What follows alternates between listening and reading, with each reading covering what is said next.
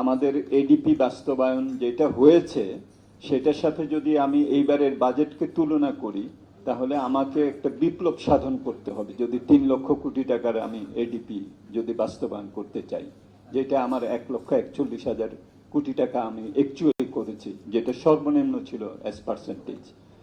হ্যাঁ, সো এইটা এখন আমাদের এগুলো নিয়ে চিন্তা করতে হবে যে আমরা গুড ভ্যালু ফর মানি করতে পারছি কিনা, এবং যেগুলো পরিকল্পনা করছে এগুলো বাস্তবসম্মত কিনা এটাও দেখতে হবে। রেভিনিউর কথা আলোচনা করেছেন। রেভিনিউ অ্যাকচুয়ালি যেটা আমাদের মোবিলাইজড হয়েছে সেটার সাথে যদি আমি এইবারে যে টার্গেট 6,95,000 কোটি টাকা দেখি, এটা অ্যাবাউট 45% গ্রোথ আমার করতে হবে। Is it feasible? এটা ফিজিবল না, আমরা এটা জানি। এইবারের বাজেটে বেশ কিছু ভালো ভালো ফিসকাল প্রপোজাল আসছে, এবং ডিসিসিআই প্রেসিডেন্ট বললেন যে ফিসকাল প্রপোজালের সাথে আমার যে monetary policy and fiscal policy এটার অ্যালাইনমেন্টটা ঠিক আছে কিনা। আমি মনে করি যে সেটা ঠিক নাই, এবং আমাদের এইসবগুলোতে আমাদের চিন্তা করতে হবে। রেভিনিউর কথা যেটা বললেন, আমরা তো সবসময় বলি যে 7.7% হলো আমার রেভিনিউ জিডিপি রেশিও, আমরা এটা বলি। এটা হলো সরকার যেটা পায় তার সাথে জিডিপি রেশিও। পাবলিক যেটা দেয় সেটার সাথে জিডিপি রেশিও যদি আমরা ধরি, তাহলে এটা তো অনেক বেশি।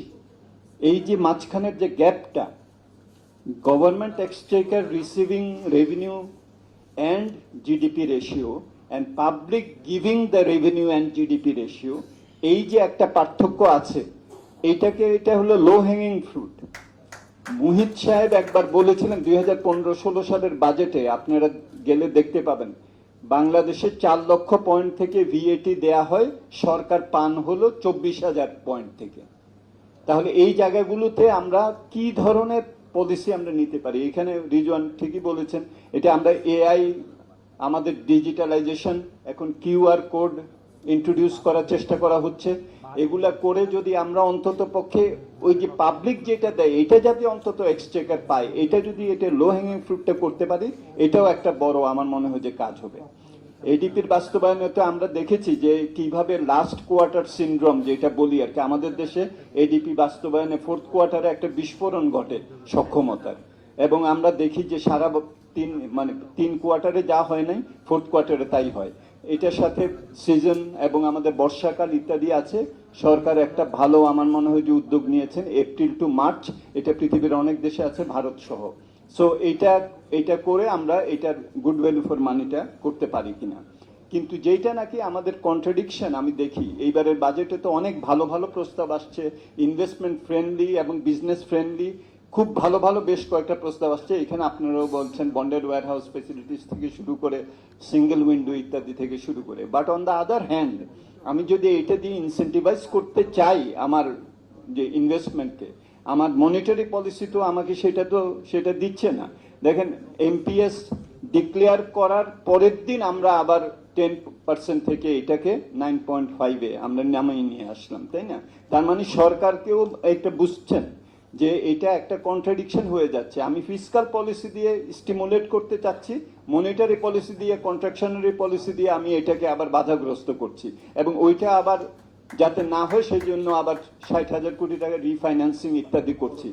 সো এইটা কিন্তু একটা কন্ট্রাডিক্টর, পরস্পর বিরোধী। সো আমাদের মতো দেশে যে এখানে বলা হয়েছে লজিস্টিক্স পলিসি, যেটা নাকি কাসিম সাহেব বললেন, ইট ইজ অ্যাবাউট 18% আমাদের cost of doing business. So আমার capital cost is only small percentage of my total cost. So ওই জায়গাটাতে আমরা কেবলমাত্র কন্ট্রাকশন পলিসি দিয়ে আমরা এই যে আমাদের এন্টারপ্রেনাররা 14-15%-এ আমরা নিবে, তো স্বাভাবিকভাবেই 5% গ্রোথ হয়েছে প্রাইভেট ক্রেডিটের, যেখানে নাকি বাংলাদেশ ব্যাংকের টার্গেট ছিল যে 9% করার। সো এইসব জায়গাগুলোতে আমার মনে হয় যে একটু রিথিঙ্ক করার একটা দরকার আছে।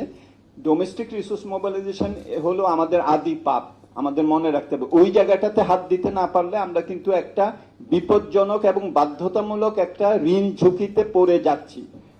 মাননীয় অর্থমন্ত্রী যে বাজেটটা দিয়েছেন সেখানে একটা আইটেম আছে, আপনারা দেখবেন যে দেশীয় এবং বিদেশি সুদের জন্য সুদ পরিশোধ। তো আমরা তো শুধু সুদ পরিশোধ করি না, আমরা তো প্রিন্সিপাল পরিশোধ করতে হয়। বাজেটকে আর একটু ট্রান্সপারেন্ট করেন, প্রিন্সিপাল এবং আমার ইন্টারেস্ট রেটে কত দিতে হয়, তারপর দেখেন বাজেটের অবস্থাটা কি দাঁড়ায়। সো আমার মনে হয় যে এখন আমাদের খুবই ভালোভাবে একটা কৌশল নিতে হবে যাতে আমরা এই ঋণের এই বিষয়টাকে আমরা গুরুত্ব দেই। যে এখন 7-8 বছর আগেও আমাদের এক্সটার্নাল ডেট সার্ভিসিং ছিল $2.5 বিলিয়ন, এই বছর $4.5 বিলিয়ন। সরকারের হিসাব মতে 3 বছর পরে এটা $7.6 বিলিয়ন হবে। এই বিষয়গুলোকে আমাদেরকে মাথার মধ্যে রাখতে হবে। একটা জায়গায় আমার মনে হয় যে সরকার একটা ভালো উদ্যোগ নিয়েছেন, যে স্টেট ওন এন্টারপ্রাইজ গুলোকে তারা বলেছেন যে আর তারা টাকা দিবেন না, এগুলোকে বিভিন্নভাবে তারা রিস্ট্রাকচারিং করছেন। এটা আমার মনে হয় যে একটা ভালো উদ্যোগ। এটাকে যৌক্তিকভাবে এটাকে নিতে হবে। লাস্ট যেটা বলবো সেটা হলো যে মনিটারি পলিসির সাথে ফিসকাল পলিসির অ্যালাইনমেন্টটা যতক্ষণ পর্যন্ত আমরা না করতে পারবো ততক্ষণ পর্যন্ত কিন্তু আমি যে গ্রোথ স্টিমুলেট করতে চাচ্ছি, ইনভেস্টমেন্ট স্টিমুলেট করতে চাচ্ছি, সেটা কিন্তু আমরা করতে পারবো না।